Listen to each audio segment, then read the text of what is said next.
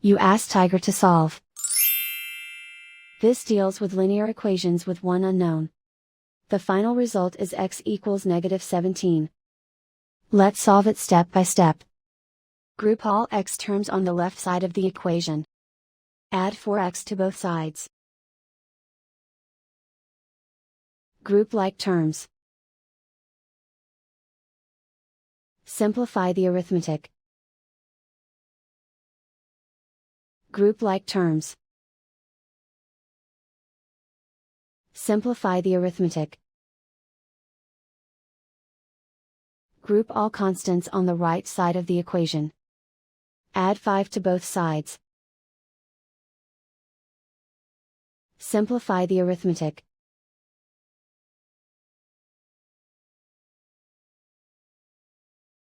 Convert the x into a positive number.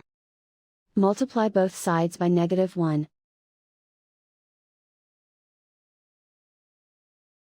Remove the ones. Simplify the arithmetic. And so the final result is x equals -17.